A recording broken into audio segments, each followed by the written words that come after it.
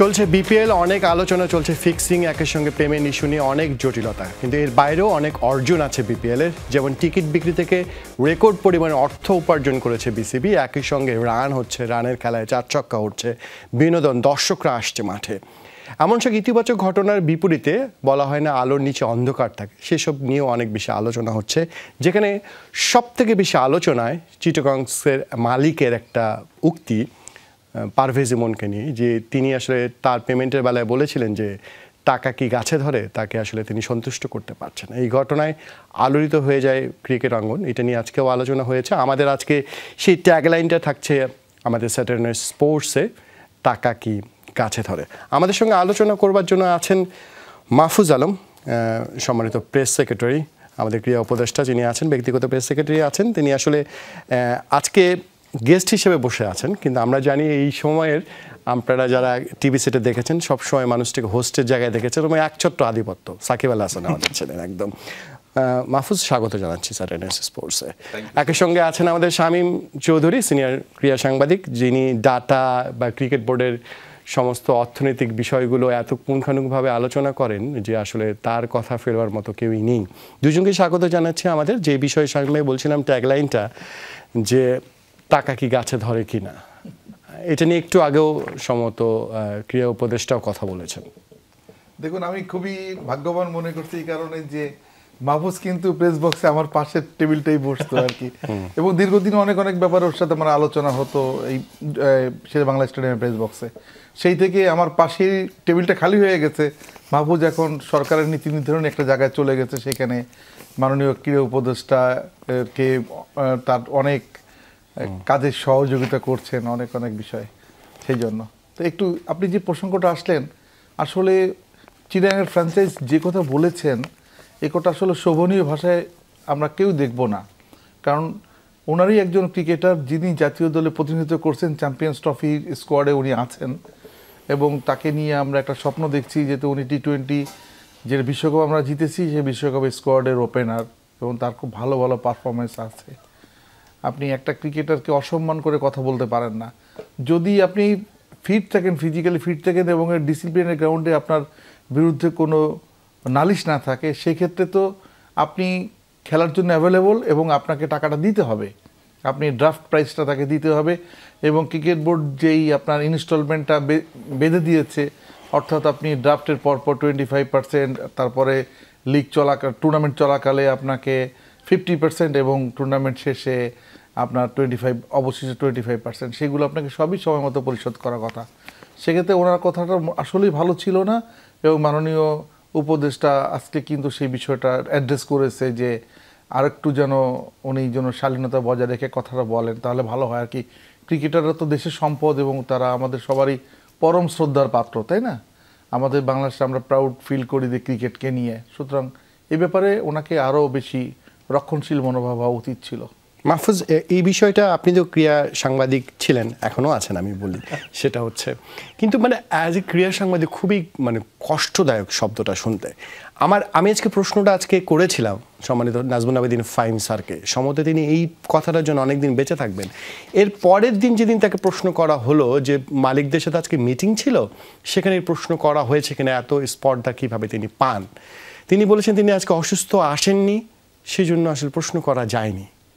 কিন্তু ক্রীড়া উপদেষ্টা যতটুকু আজকে আমি জানি, তিনি আসার পর প্রথম এই বিষয়টিই তুলেছিলেন। নিশ্চয়ই তার মনের মধ্যে গেঁথেছে, তিনি হয়তো ইমনকে চেনো না, কথাও বলেননি, কিন্তু একজন ক্রিকেটারকে অসম্মানিত করা হয়েছে, ক্রীড়া উপদেষ্টা এটা নিশ্চয়ই মানতে পারেননি। প্রথমত আপনাদের দুজনকে আমি বিশেষ করে ধন্যবাদ জানাচ্ছি। মানে আমি যাদের কাছে আমার শুরুর সময়টাতে শেখার চেষ্টা করতাম, তারা যখন উৎসাহিত করেন নানান শব্দ দিয়ে, বাক্য দিয়ে, সেটা আমার জন্য আসলে প্রাপ্তির, এবং সেটা আমি দোয়া হিসাবে গ্রহণ করলাম। আজকেও আপনি উপস্থাপনার শুরুতেই শিখিয়ে দিলেন যে কিভাবে আসলে আরো বিনয়ী হতে হয়। সো এটাও আসলে আজকে শিখলাম। So thank you so much আজকের আয়োজনে আসলে ইনভাইট করার জন্য, এবং শামীম ভাই যে স্মৃতিটা মনে করিয়ে দিলেন, কিছু হলেই শামীম ভাইকে জিজ্ঞেস করতাম বিভিন্ন ইতিহাস এবং বিভিন্ন ফ্যাক্টস নিয়ে, আমি শামীম ভাইয়ের সাথে কথা বলতাম, পাশাপাশি আমরা বসতাম প্রেস বক্সে। সো আপনি যেটা বললেন যে ওই জায়গা থেকে তিনি যখন আসলে এই ব্যাপারগুলো দেখছিলেন সংবাদ মাধ্যমের থ্রুতে, কারণ এটা নিশ্চয়ই ভালো লাগার কোনো কারণ হতে পারে না। এই বিপিএলটা শুরুর আগে আপনি নিজেও দেখেছেন যে এটাকে সাফল্যমণ্ডিত করার জন্য কতভাবে বিসিবিকে ফ্যাসিলিটেট করা দরকার, কি কি উপায় করা দরকার, সব কিছুর চেষ্টা তিনি করেছেন।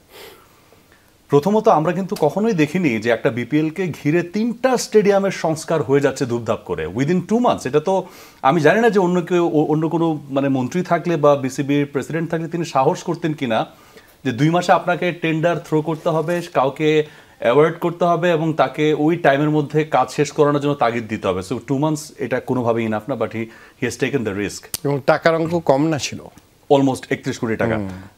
আপনি জানেন যে যুব ক্রীড়া মন্ত্রণালয়ের যে পরিমাণ বরাদ্দ পায় সেখানে সবগুলো ফেডারেশনকে চালিয়ে স্টেডিয়ামের সংস্কার কাজ এগুলো খুবই হিমশিম খেতে হয়, সেখান থেকে তিনি কিন্তু এই বরাদ্দটা বের করে দিয়েছেন।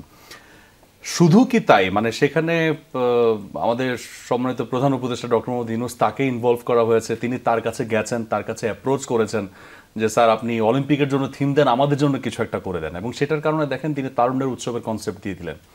প্রত্যেকটা জেলায় উপজেলায় এখন যে উৎসবটা চলছে, আপনি যদি বিভিন্ন জেলায় খোঁজখবর নেন, বিভিন্ন জেলার যারা সম্মানিত জেলা প্রশাসক রয়েছেন তাদের কাছ থেকে খোঁজ নেন আপনি, বা জেলা প্রতিনিধি যারা আছে আপনি যদি ওদেরকে জিজ্ঞেস করেন যে পরিমাণ উৎসব হচ্ছে প্রত্যেকটা জেলায় জেলায়, সো এত কিছুর পরে যখন আপনি এইরকম কিছু দেখবেন তখন আপনি আসলে শকড হবেন।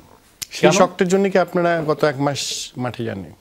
আপনি যদি বলেন যে অ্যাকচুয়ালি আমরা আসলে অপেক্ষা করছিলাম এই জিনিসগুলোকে বাংলাদেশ ক্রিকেট বোর্ড অ্যাড্রেস করবে, জিনিসগুলো আস্তে আস্তে ভালোর দিকে যাবে, অথবা যেই প্রবলেমগুলো হচ্ছে আমরা ধরে নিয়েছিলাম সেই জিনিসগুলো আস্তে আস্তে আসলে ঠিকঠাক হয়ে যাবে। কিন্তু মানে বিলিভ মি যে ব্যাপারগুলো খুবই শকিং ছিল। এটা আমরা কোনোভাবে আশা করিনি যে একটা ফ্র্যাঞ্চাইজির কারণে পুরো বিপিএল নিয়ে, মানে আপনি যেখানে আমাদের ক্রীড়া উপদেষ্টা যে কাজগুলো তিনি করে দিয়েছেন, যেটার জন্য তার বাহবা পাওয়ার কথা, সোশ্যাল মিডিয়াতে তাকে বুলি করা হচ্ছে, প্রধান উপদেষ্টাকে বুলি করা হচ্ছে। তো আসলে কেন, তারা তো অনেক কিছু করে দিলেন, মাঝখানে খারাপটা করলো কে? একটা ফ্র্যাঞ্চাইজি, তার জন্য এত কিছু হচ্ছে, বা একটা ফ্র্যাঞ্চাইজির সঙ্গে আরেকটা ফ্র্যাঞ্চাইজির নাম যুক্ত হয়েছে যে প্রশ্নটা আপনি করলেন। তো সেখান থেকে এটা তো আসলে আমরা কখনোই আশা করি না। শুধুমাত্র আপনি বলেছেন যে তিনি চ্যাম্পিয়ন্স ট্রফি স্কোয়াডে রয়েছেন, তিনি ন্যাশনাল প্লেয়ার, ধরে নিলাম তিনি ন্যাশনাল প্লেয়ার না, তিনি এই প্রথমবার বিপিএল খেলতে এসেছেন, তিনি ডোমেস্টিক থেকে এসেছেন, আমি তাকে এটা বলতেই পারি না। আমি তাকে নিয়েছি, তার সাথে আমার একটা কন্ট্রাক্ট আছে, এখন সেই কন্ট্রাক্টের টাকা আমি দিব, সেটা গাছে ধরবে না মাটিতে ধরবে সেটা আমার, মানে আমি ফ্র্যাঞ্চাইজি ওনার হিসেবে ইটস মাই বিজনেস, এটা তো আমি যাকে কন্ট্রাক্টে আনলাম তার বিজনেস না। সে টাকাটা পেলেই হলো, এবার টাকাটা মানে গাছে ধরুক আর মানে মাটিতে ধরুক। সো ওই জায়গাটাই মাননীয় উপদেষ্টা মহোদয় আজকে তিনি সেই জায়গাটা অ্যাড্রেস করেছেন, এবং চট্টগ্রামের যিনি ওনার তিনিও ব্যাপারটার জন্য অ্যাপোলজি জানিয়েছেন। তিনি তার সমসাময়িক যে চাপগুলো তিনি নিচ্ছেন বা যাচ্ছে সেগুলোকে প্রপারলি ম্যানেজ করে তাকে যে কথাটা বলে ফেলেছেন সেটার জন্য তিনি আসলে সরি ফিলিং দেখিয়েছেন, এবং তিনি বলেছেন যে এটা তার ঠিক হয়নি, এবং তাকে আরও নমনীয় হওয়ার জন্য পরামর্শ দিয়েছেন মাননীয় উপদেষ্টা মহোদয়। আমরা আসলে বিপিএল নিয়ে আরও অনেক কথা বলবো, নিশ্চয়ই আপনার কাছে আরও বিষয় ভিতরের খবর জানতেও চাইবো। দর্শক, আমরা যে বিষয়টি ট্যাগলাইন নিয়ে বলছি, শুধু একটা ফ্র্যাঞ্চাইজি নিয়ে ট্যাগলাইনটা না, টাকা কি গাছে ধরে কিনা। ক্রিকেটে টাকা অনেক জায়গায় ধরে, টাকার অনেক হিসাব নিকাশ আছে। যেমন বিসিবির যে অডিট গত 5 মাস ধরে কথা হচ্ছিল, সেই অডিটটা করা হচ্ছে কিনা এখনও, আজকেও বিসিবি সভাপতি ফারুক আহমেদের কাছে প্রশ্নটা করা হয়েছিল যে সেই অডিটটা কোথায় গেছে, কি অবস্থা, 5 মাসে কি অবস্থায় রয়েছে। আমরা একটু দেখাতে চাই বিসিবির টাকা আসলে গাছে ধরে কিভাবে। একটা হিসাব দেখালে, আমরা যদি পুঙ্খানুপুঙ্খ একটা কিছু হিসাবে যাই তাহলে আসলে আমরা অনেক কিছু পরিষ্কার হবে, এবং আমাদের 2 অতিথির কাছেও প্রশ্নটা রাখতে চাই। আপনারা শুনে খুব অবাক হবেন যে নাজমুল হাসান পাপনের যে ক্রিকেট বোর্ড ছিল গত 12 বছর যদি আমরা দেখতে চাই, সে 12 বছরে কি পরিমাণ টাকা শুধুমাত্র বিদেশে যাওয়ার পেছনে, টিকিট কেনার পেছনে, খেলা দেখার পেছনে খরচ করেছেন পরিচালকরা, সেটা একটু দেখাতে চাই। বিসিবির পরিচালক, কর্মকর্তা এবং কাউন্সিলররা যারা ভোট দেন, তারা এই 12 বছরে বিদেশ সফরে খরচ করেছেন কত টাকা দেখেন। ভ্রমণ এবং দৈনিক ভাতা, যেটা ডিএ বলি, ডে অ্যালাউন্স, এবং ম্যাচ টিকিট ক্রয় খাতে তারা খরচ করেছেন 35,92,62,806 টাকা। আমাদের 3 স্টেডিয়াম সংস্কারের টাকাটা আরো বেশি। আমি এই জন্যই বলছিলাম টাকা গাছে ধরে। মাহফুজ, কি মনে হচ্ছে যে 35 কোটি টাকা? ভাই, যুব ক্রীড়া মন্ত্রণালয় তো হিমশিম খায় বিভিন্ন ফেডারেশনকে বাজেট দিতে, এবং এবার আমরা যেটা আমি আপনাকে শুরুতে বললাম যে মাননীয় উপদেষ্টা মহোদয়ের কিন্তু ভীষণ বেগ পেতে হয়েছে, কষ্ট হয়েছে 3 স্টেডিয়াম সংস্কারের জন্য টাকাটা বের করে দিতে, কিন্তু উনি সুন্দর একটা বিপিএল চেয়েছিলেন। তো ভিতরকার সিনারিও যদি এটা হয় তাহলে তো মানে এখান থেকে আমরা এর আগেও বলেছি বিভিন্ন সময় যে বাংলাদেশ ক্রিকেট বোর্ড চাইলে নিজের উদ্যোগে অনেক ভালো ভালো কাজ কিন্তু নিজেরাই তারা করে ফেলতে পারে, এবং সেটার জন্য এনএসসির কাছ থেকে বিশেষ একটা পারমিশন নিয়ে যে ঠিক আছে এই জায়গাটা আমাদেরকে দিয়ে দেন, এটা আমরা করে নেই, এমন অনেক কিছুই আছে যেটা হয়তো বা মানে মন্ত্রণালয়ের দিকে চোখ না রাখলেও চলে। যে ক্রিকেট বোর্ড মানে বিদেশে যাওয়ার জন্য 35 কোটি টাকা খরচ করে, তার তো এনএসসির দিকে তাকায় থাকার কথা, টাকা থাকা উচিত না শামীম ভাই। এই 35 কোটি টাকা মানে কমই তো নাকি? এটা কিন্তু হ্যাঁ, আপনি ফিগারটা যে দেখলেন না, এর মধ্যে একটা মানে অস্বাভাবিক খাতও আছে। যেমন আপনি 2019 ওয়ার্ল্ড কাপ যেটা হলো ইংল্যান্ডে, সেই ওয়ার্ল্ড কাপে ক্রিকেট বোর্ড 3 লাখ পাউন্ডের শুধু টিকিট কিনেছিল। আপনি বিসিবির পরিচালক এবং কাউন্সিলর এবং তাদের যে শুভানুধ্যায়ীদের মধ্যে বন্টন করার জন্য। আর হচ্ছে 3 লাখ পাউন্ড। আবার হচ্ছে আপনার যে 2023 ওয়ার্ল্ড কাপ যেটা ইন্ডিয়াতে হলো, সেইখানেও প্রায় আপনার 1.5 কোটি টাকার মতো টিকিট তারা কিনেছে। এখন মানে ইন্ডিয়ায় যে বিশ্বকাপ হয়েছিল সেটা দেখার জন্য 1.5 কোটি টাকা দিয়ে বাংলাদেশ ক্রিকেট বোর্ড টিকিট কিনেছে। আপনার এই দুই ফিগার আউট নিয়েই আপনার আছে কি, আপনি ধরেন অ্যারাউন্ড 5.5 কোটি টাকার টিকিট কিনেছে দুইটা ওয়ার্ল্ড কাপের জন্য। আমরা আসলে কার্ডে যাই, হিসাবটা আমাদের কাছে আছে, আমরা আসলে সেই জায়গাটা একটু দেখতে চাই। আপনি যে কথাটা বলছিলেন 2019 আর 23 বিশ্বকাপের কথা আপনি বলছিলেন, আইসিসি চ্যাম্পিয়ন্স ট্রফি টিকিট কেনায় খরচ সেটা ছিল 5,02,16,899 টাকা। আমি একদম বলছি 899 টাকা, এক্স্যাক্টলি ফিগারটা এরকম ছিল। এর মধ্যে আমরা একটা ইন্টারেস্টিং ফিগার আছে, এই যে টাকা খরচ হয়েছে 3 জন ব্যক্তির পিছনে খরচটা বেশি হয়েছে। আমি যদি বলি, প্রথম যদি বিসিবি সভাপতি যিনি ছিলেন 12 বছর, নাজমুল হাসান পাপন, বিসিবি থেকে কত টাকা নিয়েছেন আপনার সময় তো পিলে চমকে যাওয়ার কথা আজকে এই হিসাবটা যদি দেখেন আপনি। 2013 সাল থেকে 2024 হবে, নাজমুল হাসান পাপন বিদেশ সফরে করেছেন। ডে অ্যালাউন্সের কথা বলছি আমি, তিনি বিল নিয়েছেন বিসিবি থেকে 2,67,06,822 টাকা। আমি বলছি এটা ডে অ্যালাউন্স, তার কিন্তু ট্রাভেল অ্যালাউন্স না। হ্যাঁ, ট্রাভেল অ্যালাউন্স যুক্ত হলে আপনার ফিগারটা 3 গুণ উন্নীত হবে, কারণ উনি সব জায়গায় ট্রাভেল করেছে বিজনেস ক্লাসে। এখানে আপনাকে একটা কথা বলিয়ে রাখি, সেটা হচ্ছে যে এই যে ফিগারটা দেখছেন, এটা কিন্তু বলা হচ্ছে 109টা খাত থেকে উনি এই টাকাটা নিয়েছে, তাই না? এর মধ্যে কিন্তু আইসিসির মিটিংয়ে গেছে, এসিসির মিটিংয়ে গেছেন। এই আইসিসি এসিসির মিটিংয়ের টাকাটা সাধারণত নেওয়ার কথা না। এখানে উনি ডিএ হিসেবে $400 করে নিয়েছেন প্রতিদিন ডিএ হিসেবে। এবং খেয়াল করে দেখবেন আপনি আইসিসি এসিসির মিটিং যেটা হয় সেটা তো ডিএ সেখান থেকে দেওয়া হয়। ইয়েস, শুধু না, সেখানে টিকিটটাও কিন্তু তারা প্রোভাইড করে, এবং আপনি যে ওইখানে যান তাদের হসপিটালের টোটালটা তাদের থাকে। সেই ক্ষেত্রেতে কিন্তু সাধারণত ওনার টাকাটা নেওয়ার কথা না, কিন্তু উনি এই চর্চাটা করেছেন দীর্ঘদিন ধরে। এবং এখানে আরেকটা কথা বলি, এমন আছে বার্মিংহামে আইসিসি সভা যেটা হয়েছে, সেই সভা ছিল সেই সভা ছিল 2 দিন, উনি 16 দিনের টাকা উত্তোলন করেছে, তাই না? এইভাবে কিন্তু উনি কিভাবে যে টাকাগুলো নিয়েছে। এবং শামীম ভাই, আমি যদি মনে পড়ে বার্মিংহামের ওই 2022 সালের সবার জন্য প্রায় 2 লক্ষ টাকার বেশি তিনি শুধুমাত্র গাড়ি খরচ হিসেবে উনি ট্যাক্সি ভাড়াটা দেখিয়েছেন। তিনি ট্যাক্সি ভাড়াও ক্রিকেট বোর্ডে টাকা দিয়ে নিয়েছেন উনি, যে আপনি মিটিং এ গেছেন আইসিসির, তার ট্যাক্সি ভাড়া দিয়েছে বিসিবি। মাহফুজ, একটা বিষয় খুব স্পষ্ট, মানে আমরা যে মানুষটাকে নিয়ে কথা বলছি তার জন্য 2,67,06,822 টাকা কিন্তু কোনো ব্যাপার ছিল না। মানে তিনি বরঞ্চ এরকম প্রোফাইলে থাকলে তো আসলে এমন 2, 4, 5, 10 কোটি টাকা একটা জায়গায় ইনভেস্ট করে ফেলে মানুষ, মানে একটা নিজের বোর্ডের জন্য। আর সেখানে আপনি যেটা বলছেন যে আইসিসির যেখানে অ্যালাউন্স বরাদ্দ আছে, এসিসির অ্যালাউন্স বরাদ্দ আছে, সেখানে আমি আবার বোর্ড থেকে নিচ্ছি, তার মানে ক্রিকেট বোর্ডের জন্য আমি আসলে তাহলে কি দিয়ে গেলাম? আমরা তো সবসময় তার মুখ থেকে একটা কথাই শুনতাম যে মানে 900 কোটি টাকার যে ডিপোজিট তিনি আসলে সেই জায়গাটা করে দিয়ে গেছেন। তাহলে কি সেইটাকে সামনে রেখে পেছনের এই কাজগুলো আসলে তিনি নিয়ম মাফিক আসলে করে গেছেন? তারপরে আসলে উনি আসলে এই মুহূর্তে যেহেতু আমরা ধরে নিচ্ছি তিনি বাংলাদেশে নেই, এই সমালোচনা উত্তর কিন্তু তিনি দিতে পারবেন না। একটু আমরা অন্য ধরনের সমালোচনায় হয়ে যাচ্ছে, সবমত সুযোগ পাচ্ছে বলে সমালোচনা হচ্ছে, আমরা বলছি হিসাব দিচ্ছি, কিন্তু এর পরের যে কার্ডটা আমি দেখাবো, এই হিসাবটা বর্তমান বোর্ডের যে অডিট চলমান রয়েছে সেখান থেকে সম্ভবত আমরা এটা প্রত্যাশা করছি যে এরকম তথ্যগুলো আরো তথ্য উঠে আসবে। এখানে আমি কিছু তথ্য দিয়ে রাখি সাথে। দেখেন, উনি 2019 সালে যুক্তরাজ্য সফরে যেখানে বিশ্বকাপ হলো, যুক্তরাজ্য সফরে, সেখানে উনি কিন্তু 4 বার টাকা উত্তোলন করেছেন, এবং ফিগারটা কত? 24,06,537 টাকা। তারপরে 2021 সবার জন্য আইসিসি সভা এবং আপনি বিশ্বকাপ দর্শন দুটো মিলে করেছে। আপনি আইসিসি সবার সাথে ওটা কিন্তু মার্চ করে একই সাথে যখন আইসিসির কোনো সভা হয় তখন মেগা ইভেন্ট থাকে কিন্তু আপনি দুটো মিলেই তারপর দেখেন 2021 সালে যে ওমান এবং সংযুক্ত আরব আমিরাতে এশিয়া কাপ যেটা হলো এইখানেও উনি একই অবস্থা একটা বোর্ড প্রেসিডেন্ট 25 দিন অবস্থান করে আপনি দেশের সকল কাজ ফেলে রেখে বিসিবির সকল কাজ ফেলে রেখে ওনার বাণিজ্যিক সব কাজ ফেলে রেখে 25 দিন অবস্থান করে 2021 বিশ্বকাপের কথা বলছেন ইয়েস আপনি চিন্তা করতে পারছেন যে আমি একটু মাহফুজকে একটু সহজ করে বলি ওমান বিশ্বকাপ যেটা হয়েছিল ওমান আর দুবাইতে 25 দিনের জন্য তিনি এই টাকা নিয়েছিলেন মানে 25 দিনের জন্য ডে অ্যালাউন্স নিয়েছেন একজন আনবিলিভেবল। আর একটা জিনিস আমার একটা প্রশ্ন হচ্ছে যে মানে ওমান এবং দুবাইতে যেটা বিশ্বকাপ হয়েছে বিশ্বকাপ চলাকালীন বোর্ড প্রেসিডেন্টের 25 দিনের ওখানে আসলে কাজটা কি? আমরা আসলে এই যদি বোর্ড প্রেসিডেন্ট হয় আমরা একটু বিসিবির প্রধান নির্বাহী কর্মকর্তা এখানে আরেকটা যোগ করেন না আরেকটা আছে আরেকটা ফিগার এটা খুবই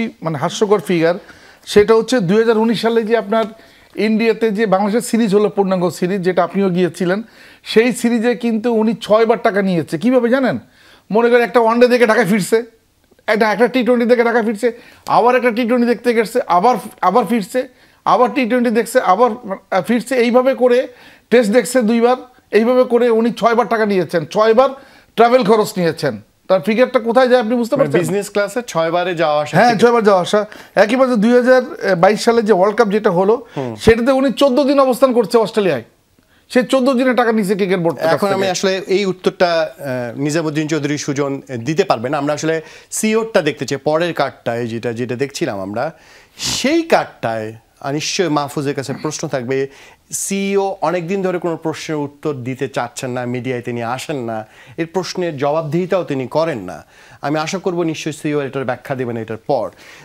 উনি দীর্ঘদিন ধরে সিইও হিসেবে দায়িত্ব পালন করছেন আমরা যদি এই 11 বছরের হিসাবটা যদি দেখি তিনিও আইসিসি এবং এসিসি সবাই যান প্রত্যেকটা মিটিংয়ে সেখান থেকে টাকা পান কিন্তু সেটা কিন্তু আইসিসি সবার জন্য টাকা পান কিন্তু আইসিসি এসিসি সবার যাওয়া টিয়ে বিদেশ ম্যাচে দৈনিক ভাতা খাতে উত্তোলন করেছেন একজন সিইও বিসিবির এই জন্যই বলছি টাকা কি গাছে ধরে কিনা 1,53,85,410 টাকা খরচ করেছেন তিনি বিসিবি থেকে নিয়েছেন এই বিসিবি থেকে একজন সিইও আইসিসি মানে টিএ খরচ মানে ডিএ খরচ ট্রাভেল অ্যালাউন্স যোগ করলে সম্ভবত এটা আরও বাড়বে এবং এই যে টাকা খরচগুলো প্রায় 135টা খাত দেখিয়েছেন তিনি বিভিন্ন জায়গায় দেখে দেখে তারপর তিনি আসলে এগুলো দিয়েছেন এবং ওমান বিশ্বকাপও তারও এরকম একটা খরচ দেখুন এখানে কিন্তু একটা ফিগার আছে সেটা হচ্ছে আপনি দেখতেছেন না আইসিসি সভা উনি যেহেতু আপনি বিসিবির সিও উনি আইসিসি সভায় যাবেন খুবই স্বাভাবিক এখানে কিন্তু ফিগারটা কি যে আপনি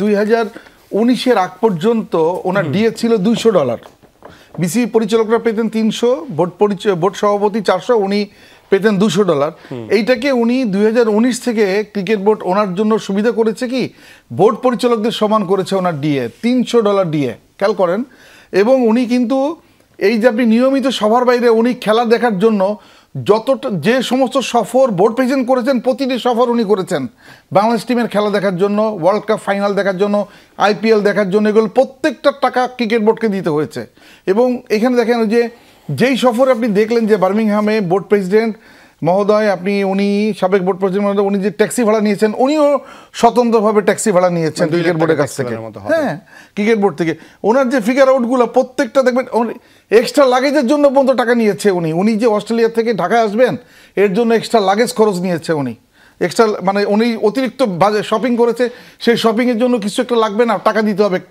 পরিশোধ করবে কে ক্রিকেট বোর্ডকে পরিশোধ করতে হয়েছে ঠিক আছে মাহফুজ আমি একটু সমালোচনা করি আপনার যদি সাহস দেন প্লিজ সেটা হচ্ছে এখন তো আপনি দায়িত্বে মানে আপনারা দায়িত্বে আমি কাজ করছেন আর কি মানে সবাই আর কি যাদের হিসাবগুলো দিলাম একটু পুরনো সমালোচনা করা সহজ অবশ্যই সহজ কিন্তু এই গত 5 মাসে এই যে জিনিসগুলো বের করবার কথা ছিল বোর্ড সভাপতি ফারুক আহমেদের তিনি একটা বলেছেন অডিট কোম্পানি সে 5 মাস ধরে কোন অডিট কোম্পানি আপনি কি নাম জানেন কোন প্রতিষ্ঠানটি কাজ করছে বিসিবিতে এই পুরনো হিসাব নিকাশ দেখার জন্য যদি আপনি নাম জিজ্ঞেস করেন অডিট ফার্মে সে নাম আমি জানি না আর অডিট এখনো পর্যন্ত কেন আসেনি এই প্রশ্নটা আজকেও আপনি প্রেস কনফারেন্সে আপনি করেছেন সেটার উত্তর তো আসলে আপনি পেয়েছেন যে তিনি বলেছেন যে ব্যাপারটা চলমান রয়েছে আপনি যদি আমাকে মানে পার্সোনালি জিজ্ঞেস করেন যে মানে মন্ত্রণালয় কিংবা মাননীয় উপদেষ্টা মহোদয় অথবা আমরা যারা তার সঙ্গে কাজ করছি বা আমরা সামষ্টিকভাবে যদি আপনি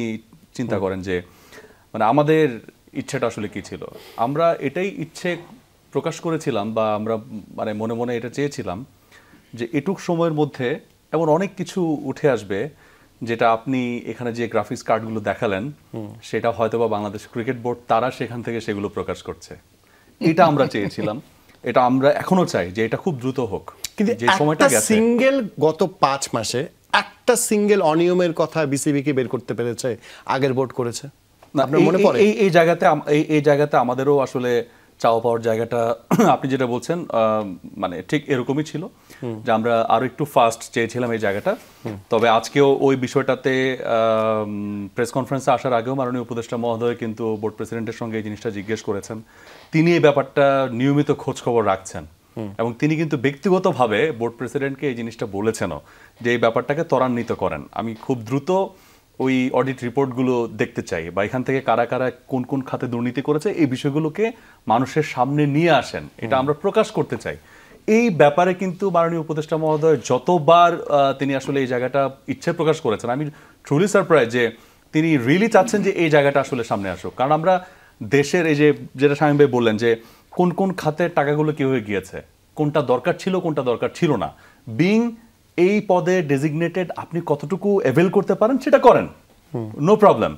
এর বাইরে যদি কিছু করে থাকেন তাহলে সেটা তো আসলে আমার এখানে প্রশ্ন ছিল, আমরা একটু বিরতি দেবো, নিশ্চয়ই উত্তরটা দেবে। দেশের শ্বেতপত্র যে কমিটি গঠন করা হয়েছে দেশের অর্থনীতি নিয়ে, সেটা তারা 3 মাসে রিপোর্ট দিয়ে দিলেন পুরো দেখে দেশের, আর আমরা বিসিবির একটা অডিট কোম্পানি যাকে দায়িত্ব দেওয়া হয়েছে 5 মাসে তারা কাজ শেষ করতে পারেনি পিপিএল। কেন? আমি সেই প্রশ্ন নিশ্চয়ই আপনারা উত্তর দেওয়ার চেষ্টা করবেন।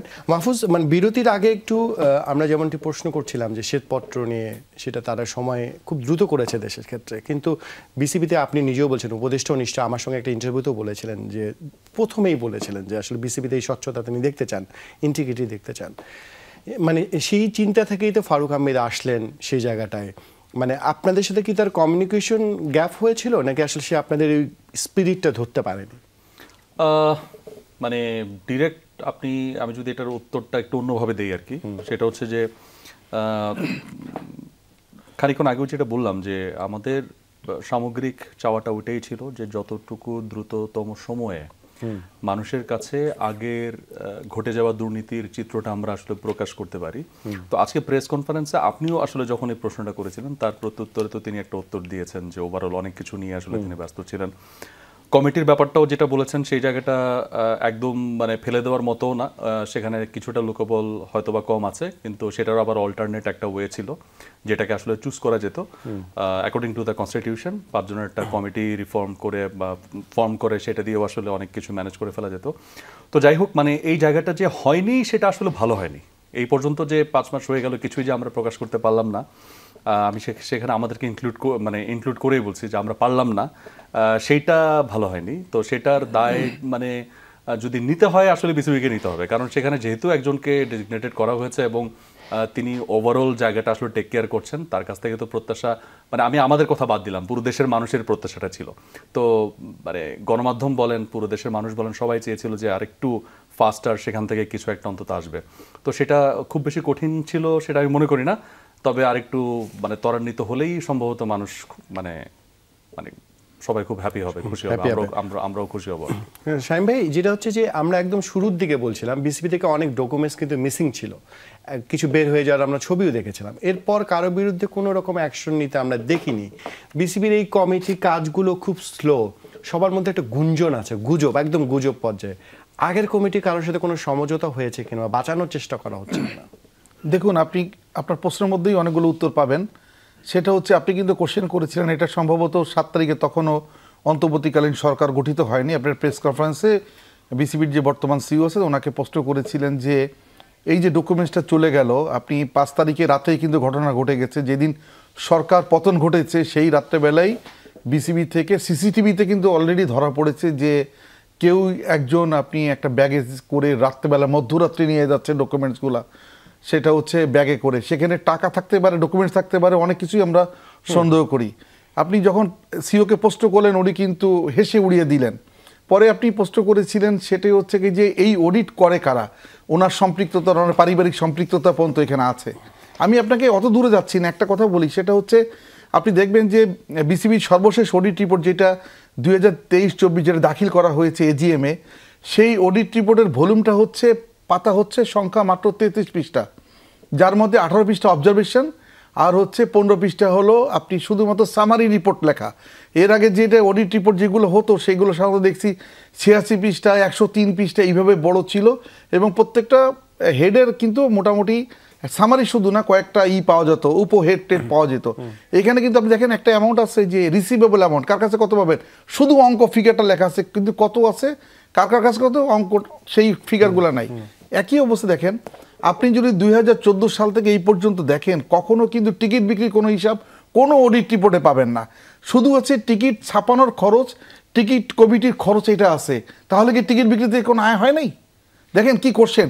এবং দেখেন এই যে যে সিওর নামটা বলতেছি বারবার, সেটা হচ্ছে কি যে উনি এই আপনার বিগত সরকারের আমলে, বিশেষ করে এই নাজমুল হাসান পাপন আমলে উনি সিও হয়েছেন। আগে ছিলেন উনি জিএম, ডিজিএম, আগে ছিল ডিজিএম এর থেকে উনি আপনার জিএম এর থেকে ভারপ্রাপ্ত সিও, তারপর সিও, তাই না?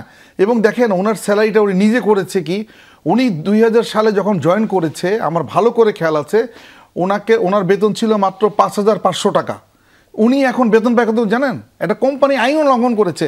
উনি 5,50,000 টাকা বেতন পায়। লাস্ট মাসে উনি 5,50,000 টাকা, উনি 100 গুণ বেতন বৃদ্ধি করেছেন নিজেরটা।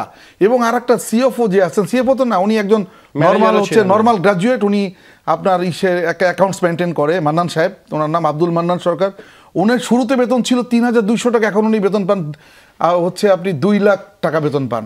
এই দুইজন বিসিবির সবাইকে গ্রাস করে ফেলছে বলে অভিযোগ করছেন। আমরা আসলে দেখাতে চাই যে এই যে বিসিবি থেকে বিভিন্ন টাকা উত্তোলন করা হয়েছিল বিদেশে ভ্রমণের জন্য, সেখানে আরেকজনের নাম আসবে, সেটা হচ্ছে বলতেই হবে, সেটা হচ্ছে ক্রিকেট অফিসের চেয়ারম্যান যিনি ছিলেন তিনি হচ্ছেন আকরাম খান। তিনি অনেকগুলো কাজ করেছেন। তিনি বিসিবির বিভিন্ন, যেহেতু ক্রিকেট অপারেশনের চেয়ারম্যান, বিভিন্ন জায়গায় যেতেন, তিনি এইভাবে বিভিন্ন খেলা দেখতে গেছেন, টিকিট কেটেছেন, টিএ নিয়েছেন, ডিএ নিয়েছেন, 33টা উৎস থেকে টাকা উত্তোলন করেছেন। মাহফুজ একজন পরিচালক বিসিবি থেকে 1,35,52,567, এটা কিন্তু ডিএ, উনি কিন্তু টিকিটের বাইরে।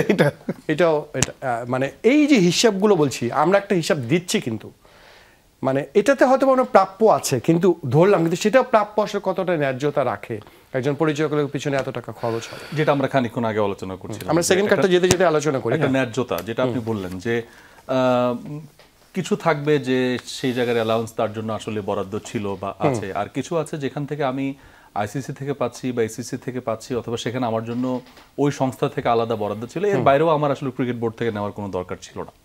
তো ওইগুলো যদি থেকে থাকে, আমরা চাই যে সেগুলো আসলে সামনে আসুক। মানে এটা তো এখন সময়, this is the high time, যেটা আমরা আমাদের যুব ক্রীড়া মন্ত্রণালয় থেকে ওই একটা ডিজায়ার কিন্তু করা হয়েছে বাংলাদেশ ক্রিকেট বোর্ডের কাছে, সেই বিষয়গুলো আসলে উঠে আসুক। দেখেন, তিনি বাংলাদেশ দল ম্যাচ জিতেছে নিশ্চয়ই তার সময়, কোনো না কোনো সময় তিনি প্রাইজ মানি থেকে নিয়েছেন 32,31,600 টাকা, প্রাইজ মানি থেকে নিয়েছেন। এবং অবজারভার পদমর্যাদায় সফর করেছেন 18টি। এবং এই অভিযোগ আছে যে একই সফরে 10 দিনের বেশি সময় থাকলে কিন্তু টাকা একই থাকে। 10 দিনের আগে চলে আসতেন, আবার যেতেন, তাতে 10 দিন করে টাকা পাওয়া যেত আর কি। ওনার একটা সফর হচ্ছে 51 দিন, 51 দিনের একটা সফর আছে মানে এই আমরা পরের কার্ডটা যেতে চাই। এই তথ্য উপাত্তের পর অমিত ভাই, মানে আপনি এই বিসিবির মানে ডিরেক্টরশিপ পদটাকে আরো বেশি লুক্রেটিভ আপনি করে দিলেন। অনেক আপনার কাছে প্রচুর অনেক বেশি লুক্রেটিভ করে দিলেন। একবার যদি করে দেন, অনেকে ভাবেন যে বিসিবি পরিচালকের পদ আসলে কোনো টাকা নেই, কিছু নেই। মানে এই যদি বলেন যে সেমিফাইনালে ওঠার সুবাদে বাংলাদেশ যখন আসলে 2017 সালে আইসিসি চ্যাম্পিয়ন্স ট্রফিতে যায়, সেমিফাইনালে ওঠার সুবাদে তিনি আসলে 15 দিনের ডিএ নিয়েছিলেন ওই সময়। সেমিফাইনালে উঠলো বাংলাদেশ, আমরা জানি ওই ঐতিহাসিক নিউজিল্যান্ডকে বাংলাদেশ যখন হারালো। আকরাম খানের পকেটে গিয়েছিল 13,24,000 টাকা বোনাস। এই হচ্ছে দেখতে চাই আসলে সঙ্গী হওয়ার কারণে। হ্যাঁ, বাংলাদেশ চ্যাম্পিয়ন্স ট্রফি সেমিতে উঠেছে, পরিচালক তো টাকা পেতেই হবে, ঠিক কিনা? অমিত, এখানে আমি একটু যোগ করি ভালোভাবে, মাহফুজের সাথে আমি একটু যোগ করি জায়গাটা, হাসির একটা খোরাক যেহেতু হাসছে। আপনি খেয়াল করে দেখবেন এখানে কিন্তু সাকিব আল হাসান 2019 সালের অক্টোবরে একটা আন্দোলন করেছিলেন। আন্দোলনটা হচ্ছে কি, আইসিসির মেগা ট্রফির যে আসরগুলা, ওইখানে যে প্রাইজ মানিটা দেওয়া হয়, এইটা শুধুমাত্র ডিস্ট্রিবিউট 15 সদস্যের স্কোয়াডের বাইরে জন্য কাউকে না দেওয়া হয়। এটা কিন্তু আইসিসি থেকে নিয়মই আছে যে এই টাকাটা শুধুমাত্র ওই স্কোয়াডের মেম্বার ছাড়া, যারা প্লেইং মেম্বার ছাড়া কেউ পাবে না। সেইখানে কিন্তু ক্রিকেট বোর্ড এটা আনুষ্ঠানিকভাবে বিতরণ করতো। সেখানে আপনার ক্রিকেট বোর্ডের কোচিং স্টাফ, মানে সাপোর্টিং স্টাফ, এবং যে ক্রিকেট অফিসের যে থেকে যে প্রতিনিধি, হেড অফ ডেলিগেট হোক বা আপনার টিম ম্যানেজার হোক, উনিও পেতেন টাকাটা। এই রিভোল্ট করার পরে কিন্তু ক্রিকেট বোর্ড আনুষ্ঠানিকভাবে ক্রিকেটারদের ওই টাকাটা দেয় না। এইটা করে কি যার যার অ্যাকাউন্টে পাঠায় দেয়। আপনি খেয়াল করেন 2019-এর পরে কিন্তু কোনো অনুষ্ঠান করে নাই ক্রিকেট বোর্ড, কারণ 2019-এর আগে যা কিছু হইতো, 2019 পর্যন্ত ওয়ার্ল্ড কাপ পর্যন্ত যা কিছু হয়েছে, মানে সাকিবের বলার আগ পর্যন্ত ততদিন পর্যন্ত কিন্তু সাকিবদের টাকা কিন্তু ভাগ হয়ে এই আকরাম খানদের পকেটে ঢুকেছে। আমরা বোধহয় এই বিষয়টা জানতাম না যে ক্রিকেটারদের টাকা উপার্জনের প্রাইজ মানি আইসিসি দিচ্ছে, সেটা বিসিবি পরিচালক পাচ্ছে না। এটা জানতাম না, মানে এটা আজকে আসলে মানে এই জিনিসগুলো আসলে উঠিয়ে আনা দরকার।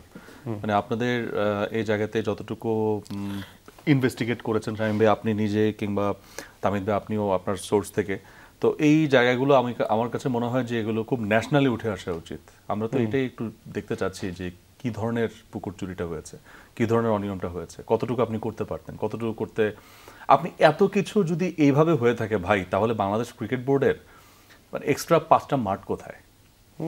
একটা মাত্র নাই, 5টা মাঠ কোথায়? সব এনএসসি দিয়ে চলছে, সব এনএসসি দিয়ে চলা, বিকেএসপির ওভারঅল মানে আপনি শুরুতে যেটা বললেন যে বিপিএল এর জন্য আপনি 31 কোটি টাকা দিয়েছেন।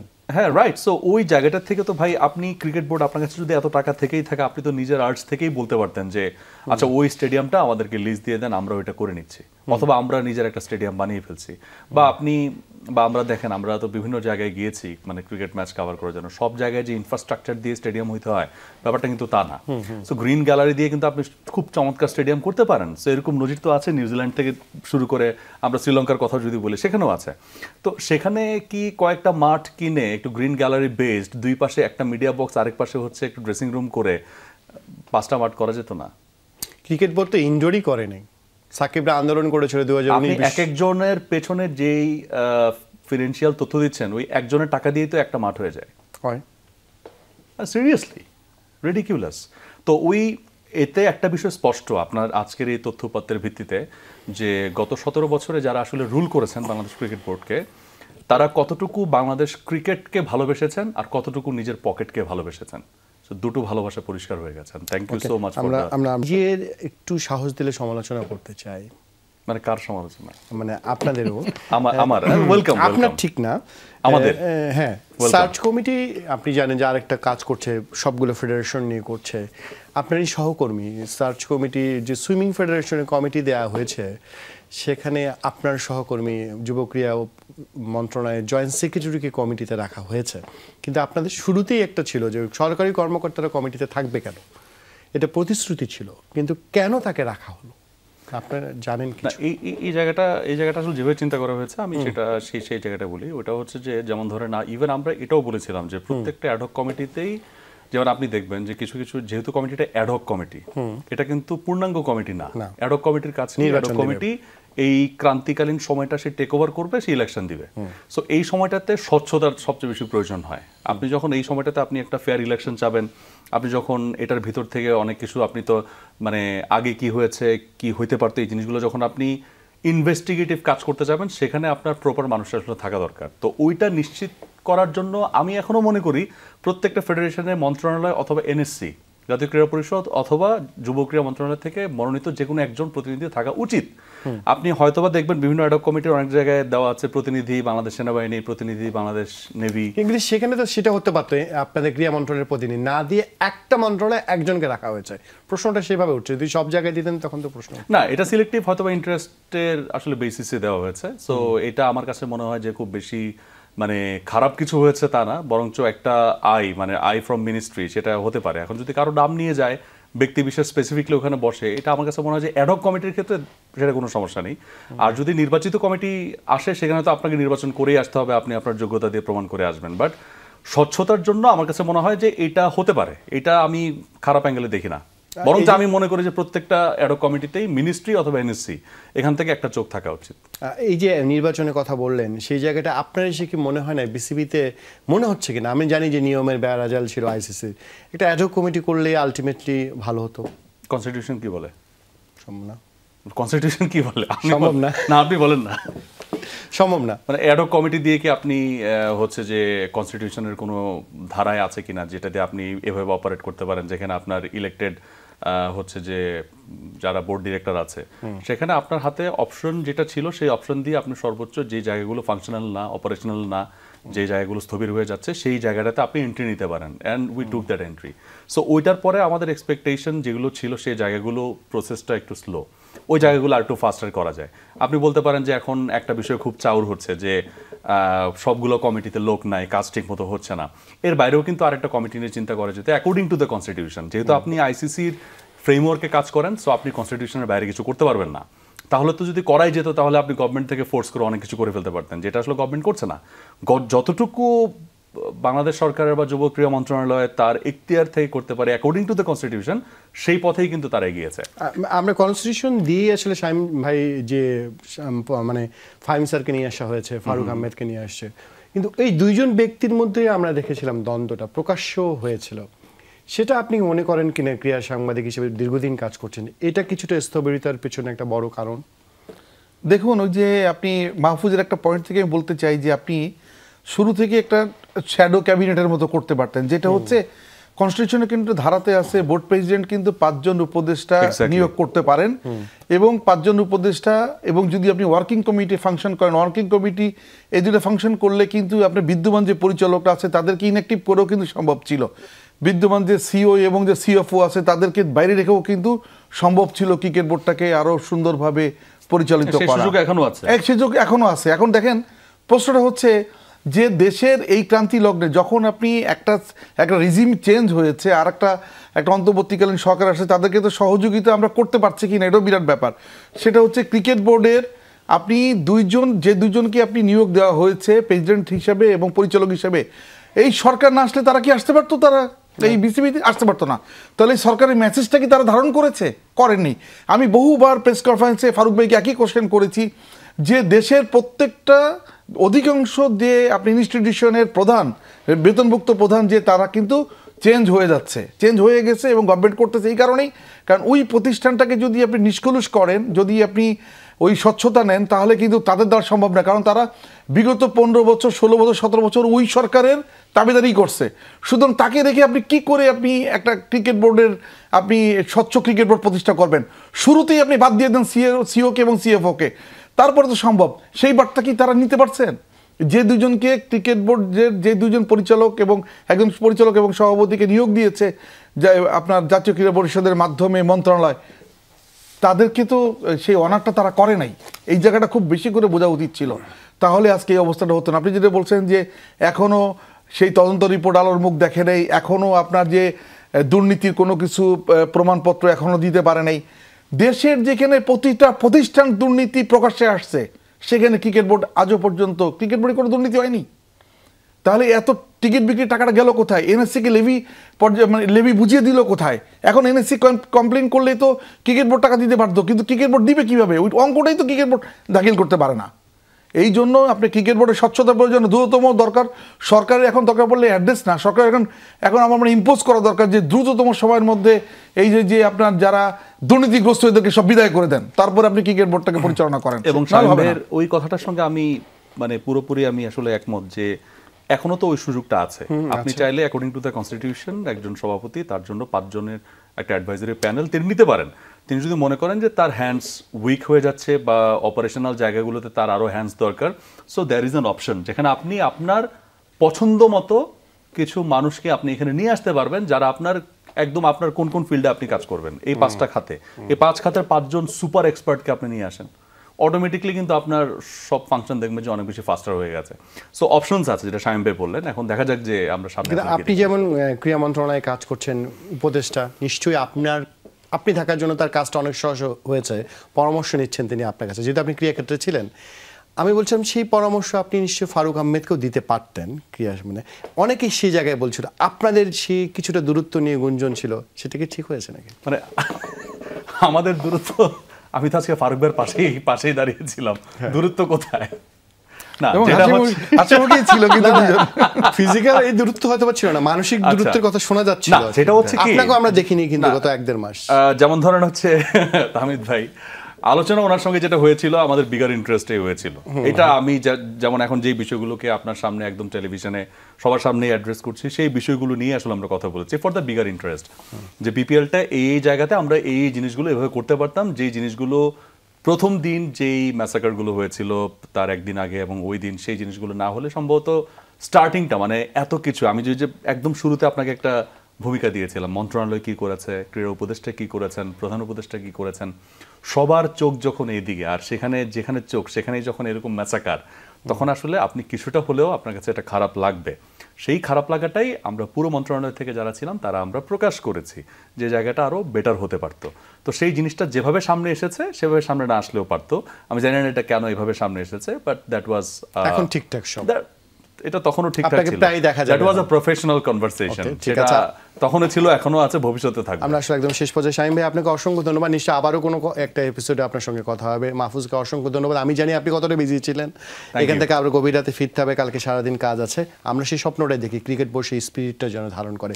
দর্শক, আমরা সেটাই বলছিলাম, বিসিবির যে টাকা অর্থ আছে সেটা যেন অনর্থের কারণ না হয়, এবং যে স্পিরিটটার কথা বলা হয়েছিল, যে সুযোগটা এই জাতির সামনে এসছে, ক্রিকেট বোর্ডের সামনে এসছে, সেটা ফারুক আহমেদের কথাই বলুন কিংবা নাজমুল আবেদিন ফাহিম, তারা যেন সেই সুযোগটা আমাদের সাথে হাতছাড়া না করেন। ক্রিকেট এগিয়ে যাক, ক্রিকেট বোর্ড ভালো করুক, সে প্রত্যাশা। দেখা হবে আবার।